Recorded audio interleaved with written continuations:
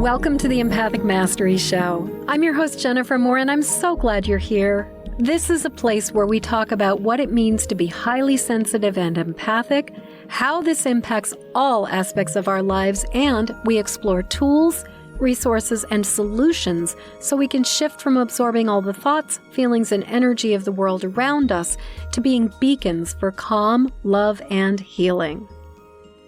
Hey there, everybody. I am here today with my friend, Laura Powers, and we've been kind of back and forth about this conversation, and I am so incredibly excited to be having it with you. We're going to be talking about creativity and artificial intelligence, AI. Because there's a lot of people talking about it these days, and there's a lot of people who are scared of it. And Laura and I want to talk about it in terms of maybe how you could embrace it. But stick around and listen. But before we do that, let me just tell you a little bit about Laura. Laura Powers is a celebrity psychic who's been featured by BuzzFeed, NBC, ABC, CBS, Fox, and the CW, motherboard by Vice Magazine, and the #1 Ron Burgundy podcast with Will Ferrell. Laura Powers is a clairvoyant, psychic medium, writer, actress, producer, and speaker who helps others receive guidance and communicate with loved ones. Laura travels nationally and internationally for clients, events, television appearances, and speaking engagements. She's also the author of 7 books on the psychic realm and 1 book on podcasting. She also hosts and produces a popular podcast, Healing Powers Podcast, on health and spirituality, and several other podcasts on film, television, writing, music, business, and design. And Laura and her good friend Ashley have just released a new podcast that's been out for a couple months now called AI Millionaires. AI Millionaires. And Laura also works as a psychic, entertainer, and creative entrepreneur. If you guys haven't figured it out, Laura is a powerhouse, and this conversation is going to be amazing. So Laura, welcome. I'm so glad you're here and so glad you're back. Oh, thank you. It's my pleasure to connect with you, and I'm super excited about this topic. I know it's very much on people's minds, and I feel like there's a lot of information we'll share that hopefully will alleviate some fear and concern and help people understand how to approach AI and how to think about it in a helpful way. So before we go into just diving into the content about AI, I'd love to talk a little bit. Now, if you guys have listened before, Laura has shared her origin story as an empath previously. You can go check out, we'll link that episode so you can hear her story and her early part. But what we haven't talked about is the fact that you are a creator, that you are a creative person. Because I think that, I'm a writer, I'm an artist, I'm a musically oriented, like you and I are both very, very multifaceted creative people. And I'm just thinking, I'd love to talk a little bit about like your experience as a creative person, because I think in some ways we as creative people bring an authority and an expertise and an understanding of creativity to the conversation that maybe somebody who's just like looking at the AI but hasn't ever been a creator doesn't necessarily take into consideration. So I'd love to talk about just, you as a creative person. And before you and I were jumped onto the mic, on recording, you were saying that as a child, you were very much an artist, very much involved in things. So take it away. Let's talk about you as a creative person. Great. So I think I have been creative and understood that creativity since I was very young. So first of all, I was born to 2 parents who were hippie musicians as a child. So we literally traveled around Europe with them. They would be essentially touring, and I would be on the tour with them. So in this very musical family, I started singing backup as a very young girl. So in the musical realm, that was a huge part of my life. And music, period, was just so integrated into living and also making a living for me ever since I was a little kid through my family. And then as I developed my own sort of interests outside of what was in the family, I very quickly got into performing, acting, dancing, modeling. I was a child model. I started acting as a girl.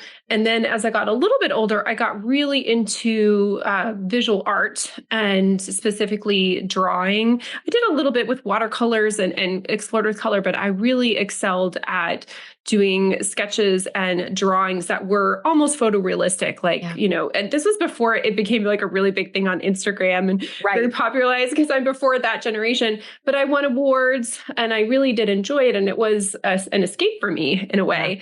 But then as I got older and I got my driver's license and I started working, and it just takes so much time to create that type of art that it just kind of fell by the wayside. And I started focusing more on some of my other creative areas, including, music and acting and performing in other ways. But it's so integral to everything that I do. And then, of course, as a writer, I started writing young. I actually was featured on the news when I was 10 years old in the music studio for helping to co-write our school song for my elementary school.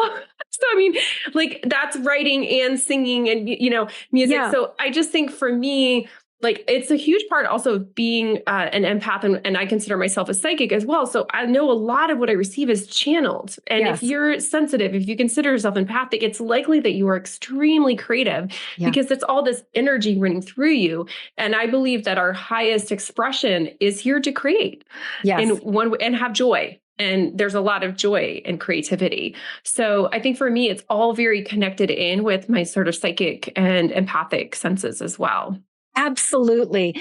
Well, and I love how you're talking about the intersection between being that psychically, empathically open and just receiving kind of hearing the music of the spheres, like just that divine downloads coming through, but then also the way that that creative process brings so much joy. And also, the aspect of gratification, because I can relate completely to you in terms of I was also a visual artist as a young person. I have actually made a living as a visual artist for like 20 years of my life. I was doing that. I was a tattooer and just like, it was an amazing experience. But I will agree with you that visual art, out of in some ways all of the mediums, is the slowest. It takes so much time to do it. I picked up a camera when I was like 19 years old, and it was a total game changer for me because I could take my ideas and I could realize them in a way that was so much faster than spending days, weeks, months working on a drawing or a painting. So I really hear you talking about just that, the time that especially visual art takes.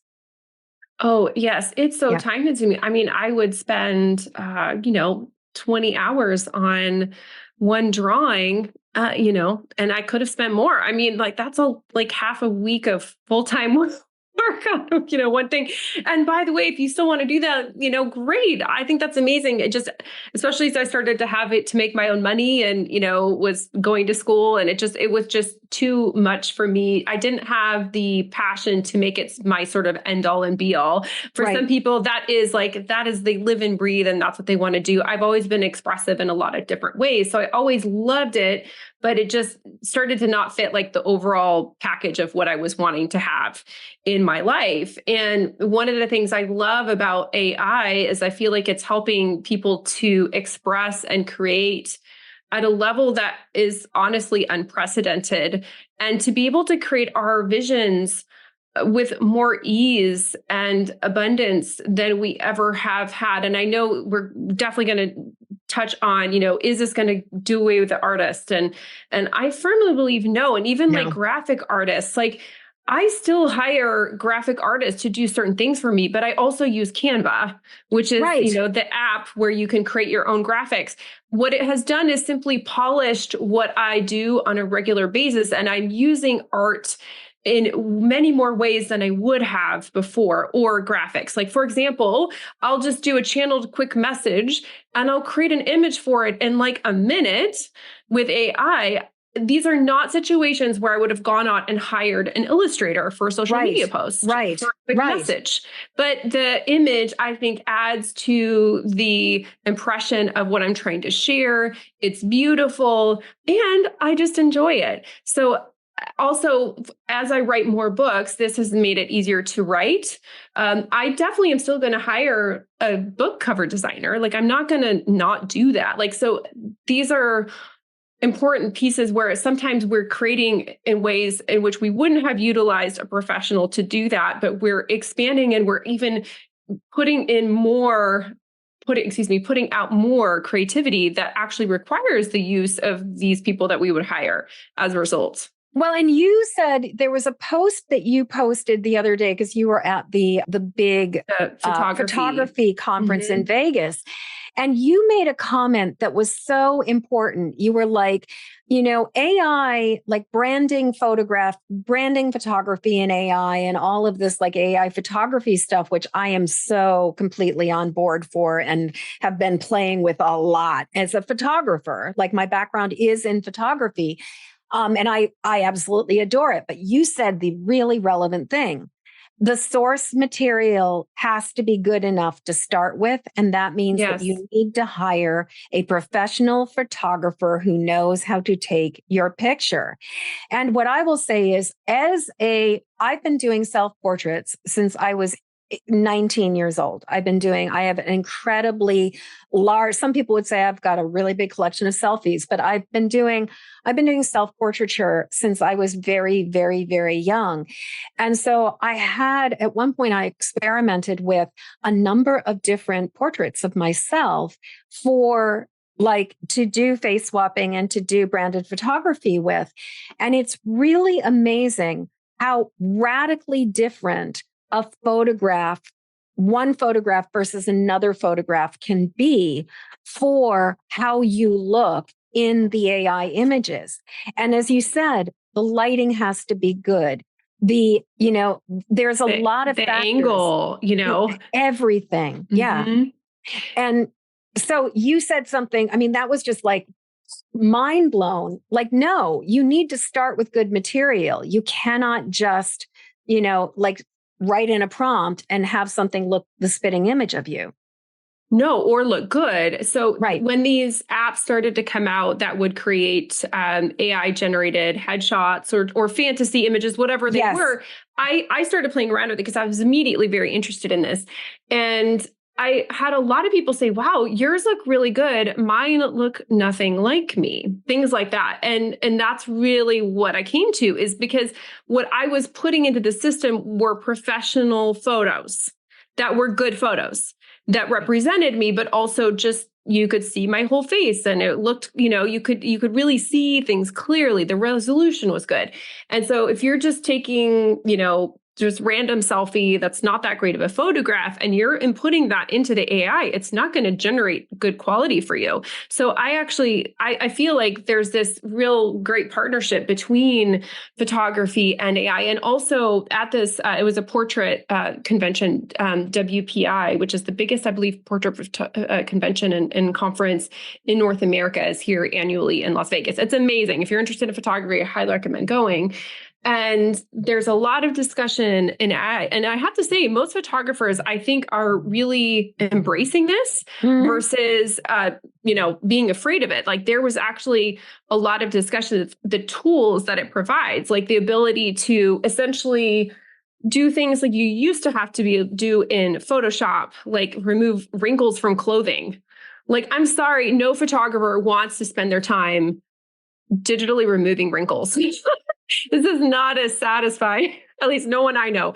So that you could use an app that recognizes like clothing wrinkles and is like clears them is amazing. Like amazing. Anyone who is a person who gets photos or who is a photographer can appreciate this, because so if you're hiring someone to do that, you have to pay for that, right? If you're as a person who's paying for photos, or if you're a photographer, you're doing it or you're hiring someone out, and it's not fun. So that's what I love, is the AI is such a tool to help free up our time and improve the quality of a lot of things at a very minimal cost and effort. Yes, yes. Well, and you reminded me of something. I was thinking, I have a background in graphic design. And so I've been doing my own graphic design for years and years and years. And what it means is that I can create things as I need them. Whereas what I noticed is for a lot of people, they will hire a designer or an artist to do the thing that they can, like the one most important thing that's like their priority, and then use it over and over and over and over again because they can't afford or couldn't afford to have a graphic designer do all of the things. And I've always felt like I actually was at a distinct advantage with my business because I could do enough of the graphic design and I could create all of the visuals and everything, but I wasn't necessarily spending like I was using my time, but I wasn't spending money hiring another graphic artist. And I think, the thing is, this idea that AI is going to take money away from artists is assuming that people were spending the money on the artists in the first place. And I think Yes. a lot of times what happens is people prioritize the thing they can afford in their budget and give the money to the artist. Like, for example, I don't think so far, I am not impressed with AI's capacity to create a good logo. I haven't been either. I've been playing around with it, I've tried a few different apps, and there's one that I think is the best so far, but I've been playing because there's two different logos I would like to create. And so I've been trying to I've spent quite a bit of time on this actually. Yeah. And yeah, it just doesn't so far. I mean, it'll put something together, but nothing that has that it's so far. I'm not giving up yet. But No. I agree. There's certain things where you really need that sort of human understanding. Right, right. Well, and at this point, and the thing is, there are so many places. I mean, and this is sort of another part of it is just the iterative process of working as an artist and as a creator using AI. My personal experience is that yes, you could do the thing that people are talking about where somebody goes to ChatGPT and says, write me a research paper on blah, blah, blah. And what you get is junk, basically. Or, you go in and you ask for a visual image of something. But my personal experience is that the best relationship and the best use of AI is collaborative and is a place where you ask for something, you get the basis of something, and then you go back into Photoshop, you go back into Canva, you go into these things and you adapt it, you adjust it, you tweak it and turn it into something that you want. But it saves an incredible amount of time. And that for me, because I don't know about you, but I got way more things to do in this life than I've got breaths left in my body. Yeah, absolutely. Yeah. So I agree. There's certain things where I think it's not quite there yet, but I also feel like it will improve, right? I agree completely. I mean, even the text to video in, drastic shifts in terms of how the quality has improved so fast, really, really quickly. So I think we'll see that in some of these other areas. And I think the key with text prompting for, let's say, writing is the prompt. And also if you're using a trainable AI, so the one that's in my AI team or, Chat GPT, at the time we're recording this may change by the time this is released or by the time you're hearing this, 3.5 and more, you can actually train it to be in your tone, like through giving it direction. And I found that that's quite strong, like for something like creating blog posts. And you and I talked about this, the power of SEO, like having it create blog posts in your tone when you tell it what it is, the tone that you want and the specifics. And then you just keep asking for it to change anything that's not it. It's going to keep getting better and better. And I do not feel like, oh, this is going to replace human creation. I really don't. Mm-mm. And even like a book, I'm still going to write my book. I'm not going to write, I'll be honest, I'm not going to write a whole book with AI, but I am going to use the AI tools to make it stronger. If you're a writer, you're probably already using an AI tool you might not even realize was an AI tool, which is Grammarly. Grammarly exactly. is very respected in author and writer circles for its, and not just even if you consider yourself a writer, but if you're writing an email, like literally you just want to not have errors. It's very smart, and it learns, and it asks you which type of tone you want. And those types of tools, absolutely, I'm all in for those. There's other, things where, let's say, if you have a hard time physically typing or writing, which I think is the case for a lot of people, there's a new program where you can speak into it and it'll turn it into text and not only just dictate, but actually clean up your language. Mm. That's amazing. If you just slow with your words, whatever your thought process is, and it'll take out the like I just said, there. It can take out likes, those things, those filler words as we're gathering our thoughts. It can fix that for you. So that is amazing. A lot of people just struggle with physically writing, but they have no problem speaking. Right.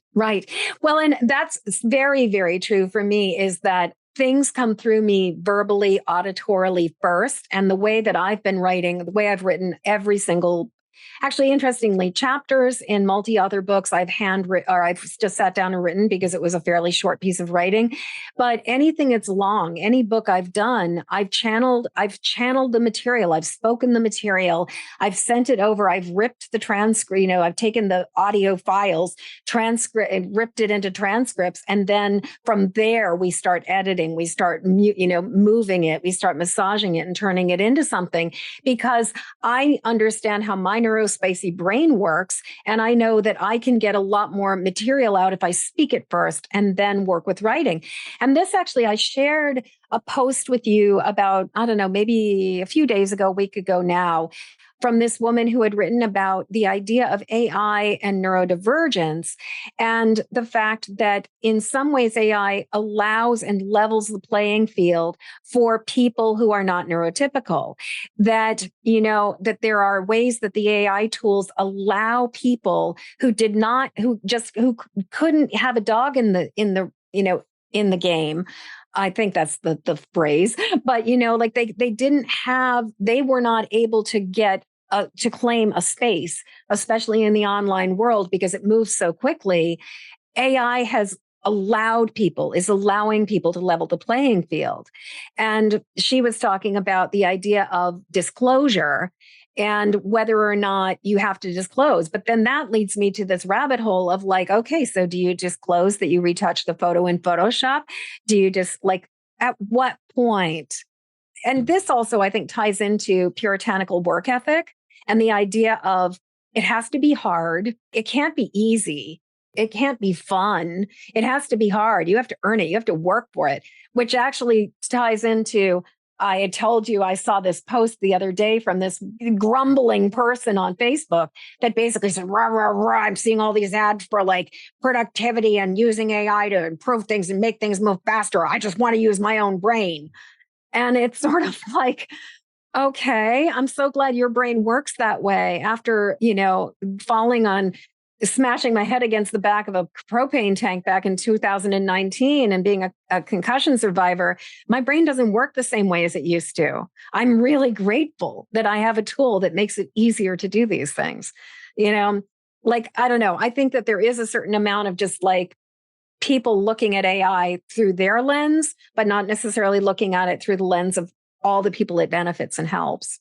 Absolutely. And I think that anytime there's a change, that can feel scary and there's resistance to it. So I remember when ebooks came out in the iteration that they are now with, Kindle and other e-readers and being able to read on your phone or a tablet.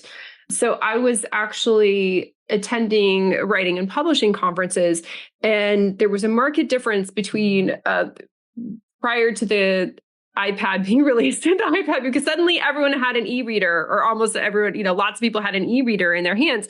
And it changed a lot in the publishing industry very quickly. And you know what it did is it removed the gatekeepers, and it made it that anybody who had something to share could share it. And who decided who was, worthy? The people that were reading, not the publishers, not the readers for the publishers. It literally was not a person who was gatekeeping.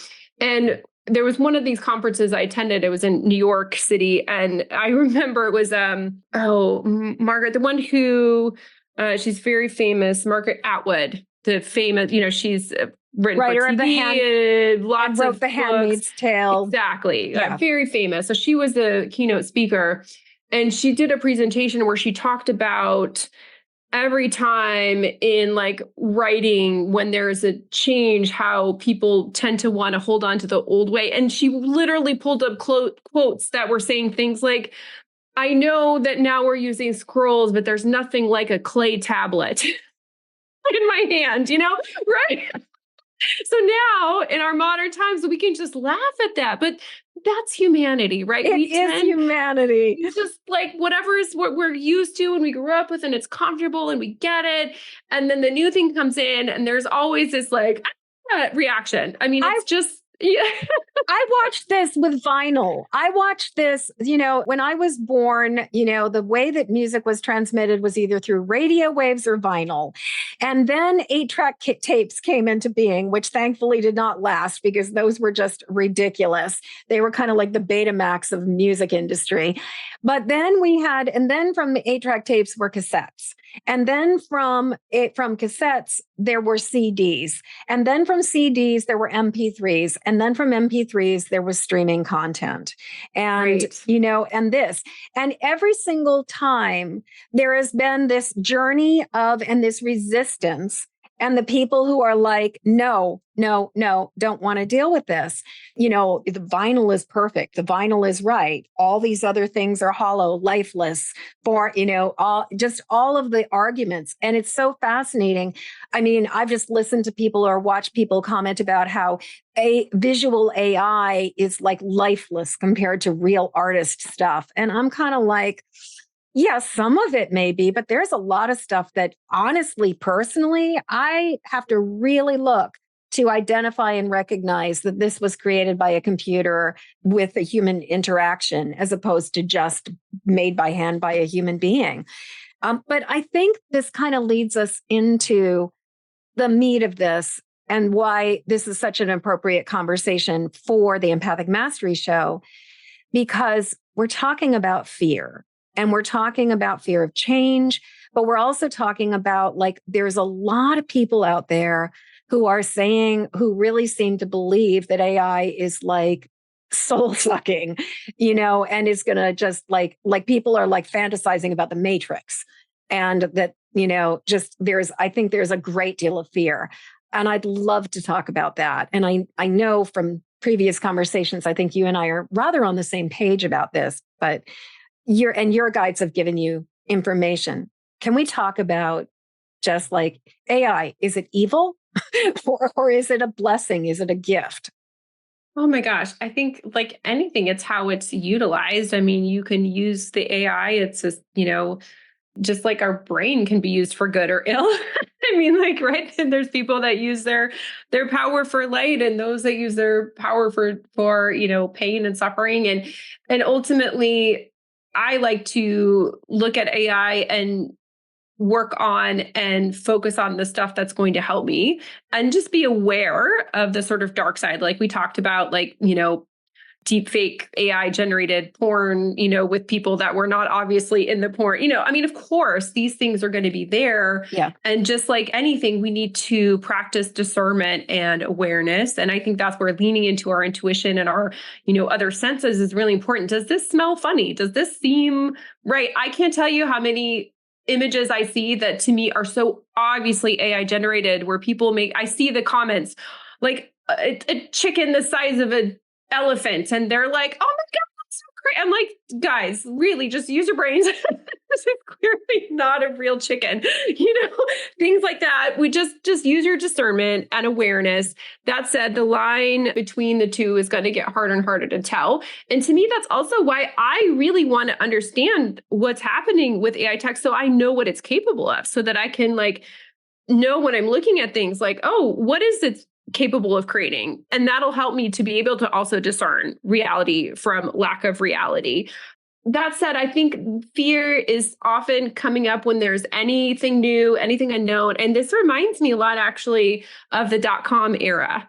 Mm-hmm. And I, was young enough to be, or old enough to be in the the analog that went into the digital, right? Yes. And so when websites started to come out, and specifically websites for commerce and being able to sell and buy things online, there was a lot of fear. Is it safe? Are people going to steal my data? And the answer is, sometimes, yeah, people do steal data. Like, let's be clear, that does happen. But for most people, their everyday experience is actually pretty safe. Yeah. And, let's say that there is fraud. It's generally speaking, in most cases, you call and you get it taken care of. It's not like this end of the world kind of scenario for people when there are issues. It's usually a pretty simple fix. So a lot of the fears of like drastic safety problems just never came to pass. Right. And again, obviously use your discretion with, websites. Don't go to janky, questionable websites. If there's no contact information on the website, that's a red flag, like learning these things. But the only way to learn these things is to educate yourself. So the faster you educate yourself, you actually will be more safe and protected about the potential dangers. But rather than focusing on that, I think it's important to focus on like, what are the amazing tools and opportunities that AI is creating for us? Yes. Well, and this is such an incredibly rich conversation. And, talking about, you were saying this before we jumped on, about the importance of really leaning into our intuition, of really claiming our discernment, of not just going with something because somebody says it is the way it is. And, we were talking about how I was saying there was the robocalling where apparently before the primaries in New Hampshire, there were a bunch of people who got deep fake Joe Biden voices that were basically saying, don't bother voting in the primaries, save your vote for November. And you, with a background in political science, is like, this is utterly absurd. Like, who would even believe this? Like, really? Like, really? And what's, which comes back to, we need to educate ourselves. We need to learn, we need to understand things. We need to recognize things, but also we need to use common sense. Chickens the size of a Goodyear blimp don't exist. Yes. If you're seeing something that just seems too astounding, in most cases, it's probably not. One of the ones that's really making the rounds a lot is like these macrame or crochet knitting things that are incredibly intricate. And then people are like, wow, this must have taken so long to make. I'm like, it just took like a minute with AI. Because it's not real. Like, so just really looking at it. And when you learn, there's certain things, just like with writing, there's certain sort of giveaways. Yeah. Now it's going to get more sophisticated, but at least at this point, there are some signatures where you can start to tell like, oh, this is very likely at least to be an AI generated image or text. Right. Exactly. And that's where personally as a creator, I really come back to, this is why engaging with it, using it as a resource, using it as a tool, but then going back in and refining it, adapting it, editing it to be the thing that works for me is what I see it as just such a blessing and having the potential to do really amazing things. I also really believe that, if AI is intelligence, which it is, it's literally called intelligence, and it's learning really, really rapidly. If we, the people who believe in light and healing and good things, are not engaging with it, then all it's learning is like the deep fakes and the, creating nasty porn. I really believe we have the ability to teach it, and to teach it goodness, and to teach it love, and to teach it healing, and to teach it about like source. Absolutely. It's programming it into there. And I feel that just as if I were to say thank you to a human, I say thank you to my AI. Yeah. It's like for the graphics programs, there's not really something you can do, but like for the prompt ones for writing, if they write something, I say thank you so much. I'm so grateful. Or exactly. I'll say, oh, can you make this just a little bit? Thank you so much, but can you make this a little bit more like this? Right? I just think that graciousness is, at the very least, through the law of attraction, that's going to work anyway. But also, like, I do feel like, we're going to get to a point to like, what is life? And, and what is not life? Does that have to be organic matter for it to be alive? I don't know. We're going to get across some very big philosophical questions, but I like you feel like our energy as we approach this is important. And I want to not be letting only the sort of dark forces use the AI. Yeah. Well, and you just reminded me of something. So way back before AI, but when computers were, when I first started my business with my business partner back in like the fall of 1999, we had an iMac. And me and the iMac got along. It was my computer, but we both used it for the business. And me and the computer got along great. It worked beautifully for me. And I was grateful for the computer and I loved the computer and I engaged with the computer in this really like loving, grateful, believing you could help me way. He, on the other hand, loathed the computer and was frustrated constantly. And what was so fascinating was that it was glitching on him constantly. It was constantly not doing what he wanted it to do. I could do the exact same thing and it would work fine. He would try to do it and it would just go belly up on him. And it was so much the only real difference, aside from the fact that I was more tech savvy than he was. I've been an early adopter with tech ever since I was my first MacBook had 4 megabyte of RAM. 4 megabyte of RAM. Tiny by today's standards. Yeah, it's not even a JPEG anymore. So I was a really early adopter, but I was really struck. Like that really showed me the energy you put into the tool is really the energy you're going to get back from the tool. And so you just reminded me of that because this was before, quote, artificial intelligence, but still it's like there is a ghost in the machine. Are you going to engage with the ghost in a good way or are you going to engage with the ghost in a bad way? And there are times too where I feel like, oh, now's the great time to use the AI. Like I get a prompt from spirit. And also when I'm in alignment, like I'll get an image or something that's almost perfect or perfect pretty much right away. Like it is wild. And there are times where you could just plug away and it's just like, nope, it's just the energy's not aligned. Something's not quite right. And you just sometimes it's hilarious. I actually just posted some where I was working on some images for Athena because I'm working on a Greek gods and goddesses book.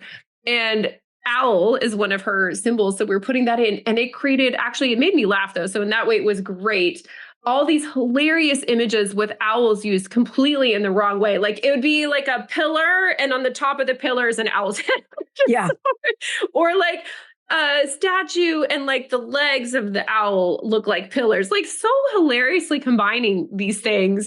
And so that actually provided me humor. And I'm grateful because like joy is really important in our life. But I think it's one of those things like anything, the energy you put in comes back to it. And also just paying attention to, is this the appropriate thing for my energy right now? Is this an alignment? Like I literally did it where I put in one text prompt and the first image was like, amazing, perfect, exactly what I was looking for. And I feel like that happens, especially when you're in alignment. And then also, you do learn to do the prompts to get what you want. So there is a learning curve with that as well, like with anything. Well, and one of the things that I'm really getting from working and engaging with AI is I'm learning how to refine my ask. Yes. I'm learning how to refine my request. And I'm also discovering that sometimes what I assume makes sense doesn't. And that there is a certain margin of error within me that it's sort of like, instead of it being, it doesn't work, my question is often, how can I communicate this in a more effective way? So for me, the other thing that AI is doing is it's really encouraging me to get really clear, this is so law of attraction. It's like, get crystal clear about your heart's desire and manifest because without clarity, you're not going to manifest what you want. And I've, with the musical AI that you and I have both been playing with, I have found it to be very true. If my energy is in the right place, it will generate something perfect immediately. If my energy is like last night, I was just sort of like, I'm just going to go over to Suno and I'm going to play for a minute and see if I can get this song, these lyrics turned into a song. But I was tired. And it was so funny because the music was literally like, it was glitchy, it was hallucinating, it was doing all these things, and just the audio was warbly and strange. And I was like, I'm tired. It's tired. We're not going to do this right now. Totally. Yes. Paying attention to the energy, honoring yourself. And like you, I think it's important to notice the clarity for manifesting purposes of what you mentioned. And also just, I feel like it's helping me to improve my communication. Because there are times when I think maybe certain things are understood or assumed. Well, the AI isn't going to do that. So you have to be crystal clear in your communication. And I've realized that I think sometimes there are circumstances in which I think it's clear in my human communication and it probably isn't. So just that's great to be able to look at yourself in that way and think, okay, what can I improve here? It was really hilarious working on the podcast cover for AI Millionaires because Yes. we generated that via AI. And like when we were first starting it, the process, we realized we had to put in female Yeah. or woman. And it wasn't necessarily that we needed to have it be like a female podcast, but it automatically was just generating male. I mean, it says a lot about when it's pulling from millionaire examples in the, the whole image sphere that it's pulling from. That, yeah, millionaire tends to mean a man. And so in this case, we had to specify, but that also, it's teaching me certain things about the sort of collective as well.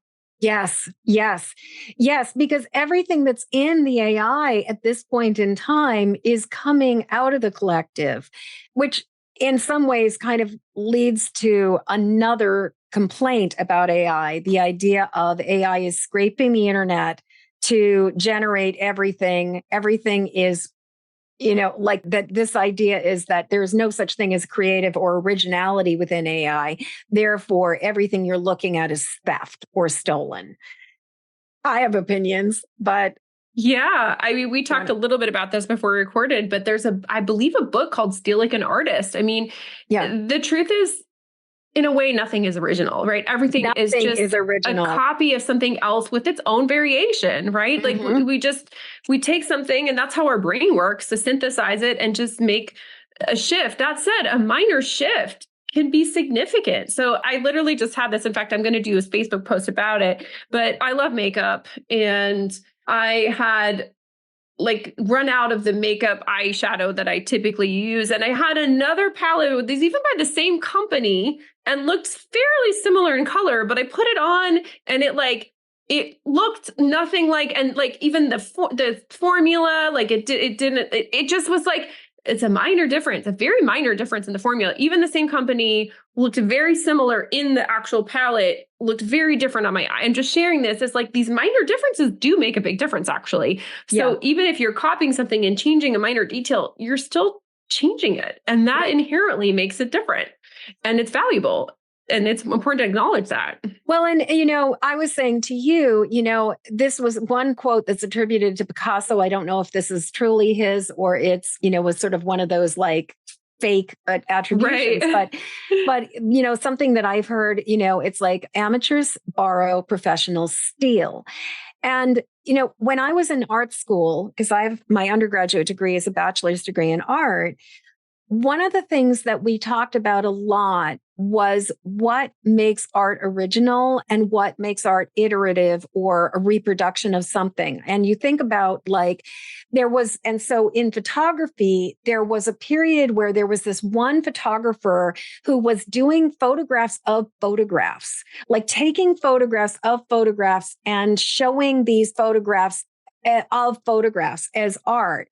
And then thinking about like Andy Warhol and the work that Andy Warhol was doing, where he's taking pop culture images and then he's doing this thing of sort of playing with the iteration of it. And, within the world of copyright, and I'm not a copyright expert, nor do I play one on TV, but I did study, intellectual property and copyright from the time I was making art. So I've been around it for a long time. And within art, there is a certain basic rule, which is that a certain percentage of the art has to be adapted or adjusted in order for something to be considered not violating of a copyright. And so even with this idea of people going into the internet and, the AI scraping graphic artists and visual artists styles and things from the internet, by the time the AI has merged all of these different references and resources, it is creating something completely different. I'll also say that in my experience, I have had visual art, I've had pieces of work stolen. I've seen people try to use it. But what I will also say is that, like, back when I was still tattooing, at one point, somebody stole a tattoo I had done, the drawing of it, or the finished tattoo on another person's body, and took it to their scratcher and got this just butt ugly version of the same tattoo on them. And I was like, yeah, karma's a bitch.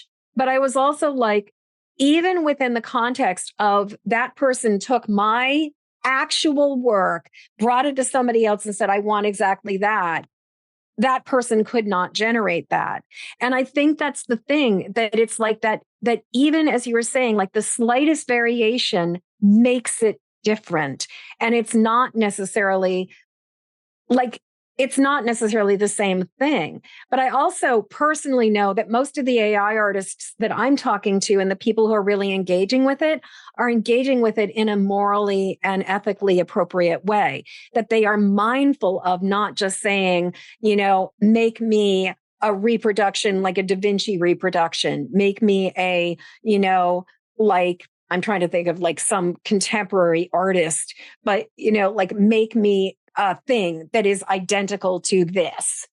Yeah. People are not doing that. People are like, I want something that draws from pre-Raphaelite style, but merges, modern new 80s new wave movement. And then what can you create? What's amazing?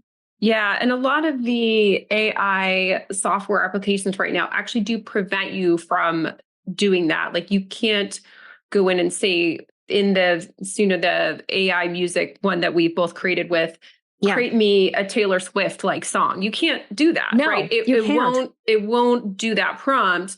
What you can do is search like, what type of music does Taylor Swift create? Oh, it's like pop, blah, blah, blah, whatever. Fill in, you can say, I want a voice that has this quality. So, it's not going to be exactly the same. You can get like hints of that. So yeah, I know that I'm sure there are ones where you can, but ultimately, is a copy of the Mona Lisa going to sell like the Mona Lisa? No. No. In fact, you can buy prints of the Mona Lisa for, $1 or whatever. Like you get online, right? Exactly. It's not the same. And also with human created art that's made by hand, that is actually one of the things, like in terms of investment, retains its value like nothing else, because it cannot be copied, right? It literally is a one of a kind piece. And even where you have artists doing, a series where it's whatever, even those are limited. So I don't see that this is going to replace human art. I think it's just an additional tool, and it's going to allow those who haven't been able to create their vision to create their vision in a way like they haven't before. And I think it's really exciting. So like anything, there's shadow sides and, there's things for us to learn and understand. But I was given this image as I was starting to post and write about AI, that the guide showed me that AI is like a rapidly speeding up train. I literally just sent you a message saying, please talk about the train. Oh, I just saw it. I got your psychic message before I saw the actual message. Exactly. And it is now moving fairly slow still, say, 5 to 10 miles an hour, and you can like run and catch up or, somehow get on the train. But when it's going 100 miles an hour, 150 miles an hour, it's going to feel really hard and overwhelming and intense to, get on that train. You'll still be able to if you want to. But why wait? Just start your learning curve now. Right. And I'm always an early adopter. I started podcasting really early. And what that did was, in the beginning, it's harder, right? In the beginning, it's harder in terms of like society. Yeah. People don't get it. I think it was a good 7 years I was podcasting before most people had an idea of what I was doing. because most people they didn't understand it. They didn't get why it mattered. I saw it so clearly because my guides told me.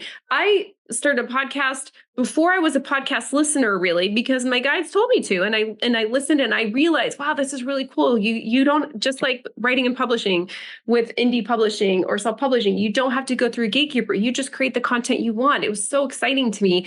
And I had that same feeling with this. So I just encourage everybody, like, just learn about it now, and it'll just be way easier for you later, because I'm telling you, this is not something that's going to stop. It is here. It is, it's not going away. So we either can like get on board or kind of get left behind right now. And eventually, I mean, unless you're like a hermit living, off the grid, which is getting harder and harder to do, you're going to need to understand this. Yeah, the genie is out of the bottle. And what we teach this genie is up to us. And that's the thing. It's like, are you going to be part of its education, or are you going to avoid it and then someday go, wow? Right. Yeah. And a lot of the stuff that AI is doing, it's the hard work. Yeah. It's not the stuff that is like fun. Like when we're talking about the photography example, since you're a photographer, getting recognized, again, I don't think anyone really enjoys going into Photoshop and, smudging out wrinkles in faces or clothes, or removing blemishes, or, these things that are helpful to create images that people appreciate, or color correction, right? That's another thing that can be very time consuming, but also very important for the final image. This is like the grunt work of the creative process. Right? So why wouldn't we feel so excited about not having to do that ourselves and taking our time and energy, which is precious? Like, we have a certain amount of time on this earth. Let's save it for doing things that we enjoy or feel relaxed, or just to be in the moment, instead of like sitting at a computer, doing this kind of labor. Absolutely.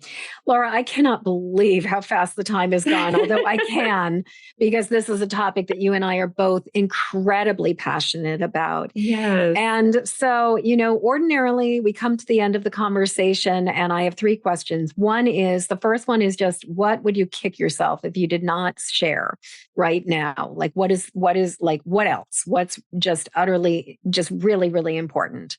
Well, I think I already said in general terms, educate yourself, learn.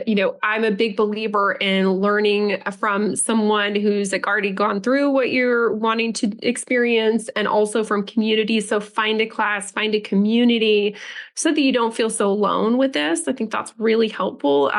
We learn a lot from each other with, here's this app, or try this trick. When you're learning anything new, there are nuances, and sometimes one little thing changing in the prompt or whatever can really make a huge difference. Or hey, here's this way to use this application, or here's this new app that's doing exactly what it is that you're trying to do. So educating yourself, learning about it, not operating from a place of fear, I think is the number one thing I would suggest. And I have like a 1-hour like masterclass, and then a 4-week, what I call Mastering AI. It's a 4-week program. So yeah, but whether it's through me, I mean, if you feel connected and want to reach out to me, great. But just however you do, I just encourage you to do that. My podcast is Mastering an AI. That's another great way to learn for free. Awesome. There are some really, really wonderful teachers. Your masterclass was delightful, and really, what I loved about it too was like, it was really validating. And I was like, oh my God, I really get this. It was, in some ways I was like, I'm not a newbie in this at all at this point. I really do know my stuff with it. But, I've and then your colleague, your friend, Jeff, who is just like on the absolute bandwagon of music. If it wasn't for you, I wouldn't have taken that class. I wouldn't have produced like a single and made a music video and all these things. It's so fun. It's so fun. It is. And to your point, I just want to say, I do feel like the learning curve is really rapid. It is. So, I mean, you literally, I went from learning to use that music software to fully producing a song in 2 hours, guys, Yeah. and with the Yeah. cover. And this is a song that one of my clients said, Laura, that song is fire. Like, people like the song. It's not just like, I mean, I know I'm biased because I have group, but I've gotten feedback from others, and I know yours is too. Yours is Yeah. amazing. So Yeah. I just think, like, yes, there is a learning curve, but it's way more fast than a lot of other things take to master. Yes, exactly. Well, and I went from taking the class on Friday, the 24th of February, and had the single got released on March 13th, but the video got released a week before. It took me 10 days to produce a song and produce and create a music video using interacting with video AI and creating something that was really, but was with my vision, because the lyrics came from my book and the lyrics came from content that I had written. So I seeded the whole thing with my vision and my dream. And then from that, this amazing thing unfolded. I think it's incredibly fun. And I agree with you completely. It's like, it is here to stay. Learn about it, play with it, have fun with it, learn how you can use it to make your life better.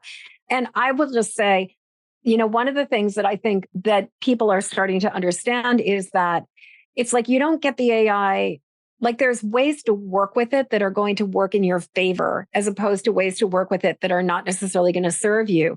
It's much more effective to go to like ChatGPT and say, I need help to come up with an outline about, I'm going to write a paper on this thing. Please come up with like an outline with bullet points about what I need to be considering. And then please ask me. And then I've done this with certain things. Like I actually used AI to help me write my mom's obituary.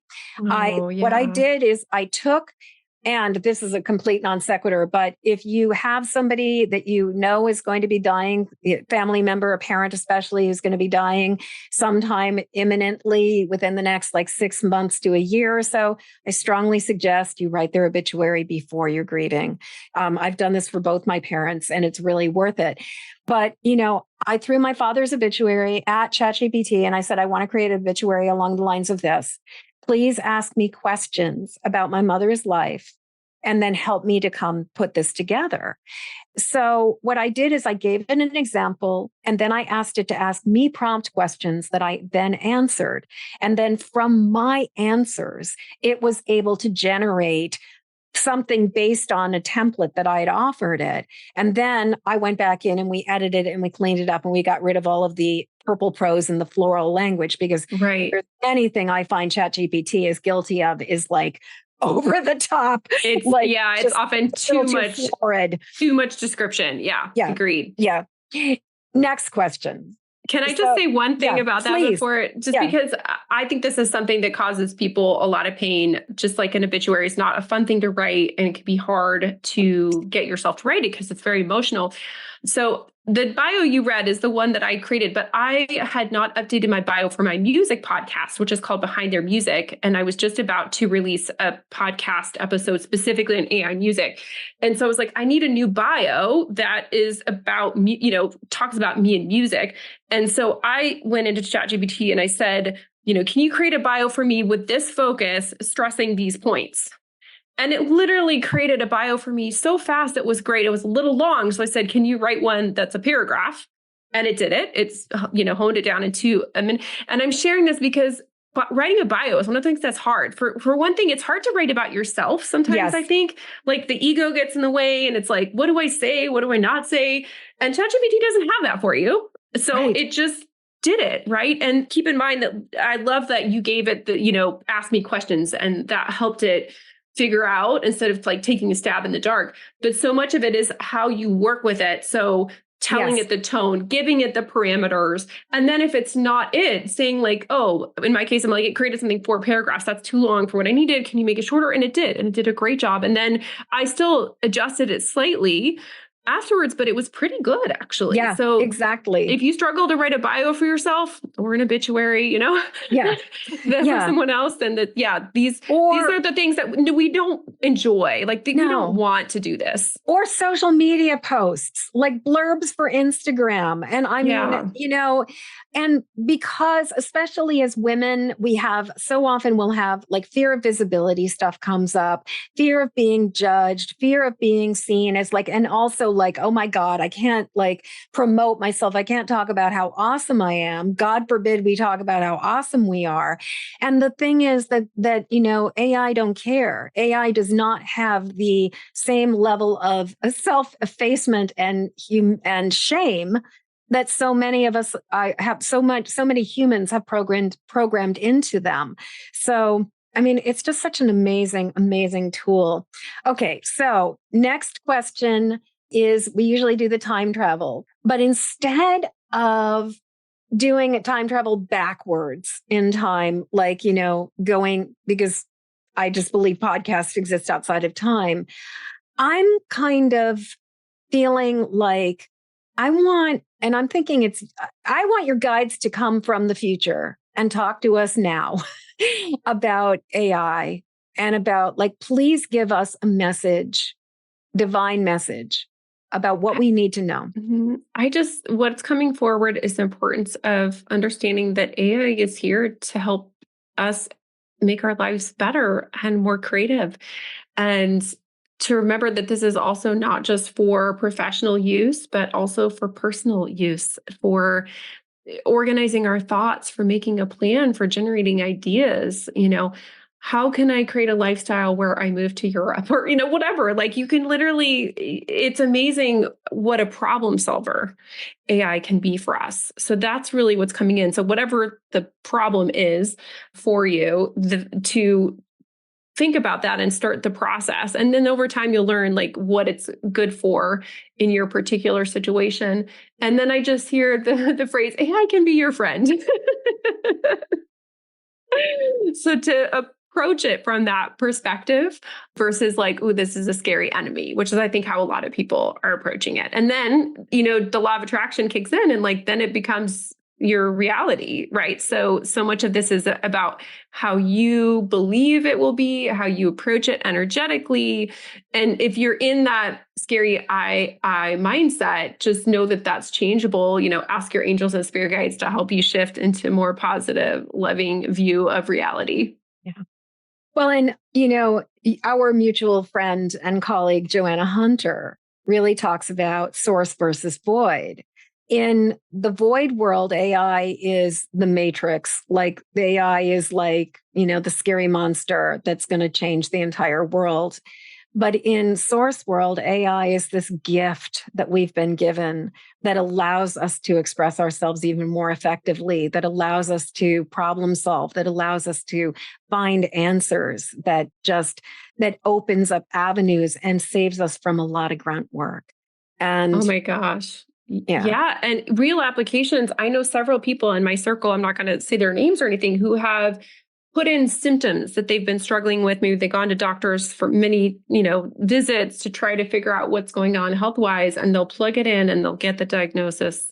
I'm not saying this is always happening. Or I'm not giving this. I'm just saying this is happening. This has happened to people that I know. Like, what an amazing gift and tool to be able to notice and recognize a pattern that sometimes humans aren't able to. So, I mean, Right. yeah, Right. I love that. I love Joanna Hunter. She's actually coming back to my show soon. And I love that we are all coming from this same place. Yeah. And I agree. It is a gift. And it's just a matter for us to learn how to apply this gift, how to connect in with it, and then how to think of it that way instead of coming from that fear-based perspective about it. Absolutely. Okay, final question. How do we get in touch with you? Amazing. That one's an easy one. My email is bookings@laurapowers.net. My website for this work, where I talk a lot about AI, is powershour.biz. BIZ at the end, and then Powers is POWERS, just like the word. I'm on Instagram, Laura Powers 44. And yeah, I'd love to hear from people. I love to hear success stories with AI, how they're using it, because so often people can use something in a way that we wouldn't think of it. And so, like I just talked about SEO, write Yeah, blog post quickly and easily with AI, and then increase your website rankings. Like so, there's things that we may not have thought about, like applications, writing a recipe, gluten-free, low carb, whatever, like bam, there's so many things that we can use it for that we just may not even have explored, but other e- people will. exactly. Exactly. Well, and every single person I have a conversation with about it, I learn another thing that I can be doing with it, another way that it can simplify something, another way that it can just adapt stuff. Laura, this conversation has just been so delicious, so rich. I could talk with you for hours about this. And I am so thankful for your time and just so, so thankful for the opportunity to have this conversation. Oh, it's really my pleasure. I'm really excited for all the learning and creativity and ease that AI is going to bring to people as a result of listening to this podcast. And thank you for being a kindred spirit on this journey. I have a very much that same feeling as with podcasts. I would tell people I was a podcaster, and people they would just give me this blank look so long. And I feel like now there is this where people don't understand, I think. And so it's so great to speak with a kindred spirit who gets how cool all this is. Yeah. I'm just it's delightful to be able to have this conversation. I really appreciate it.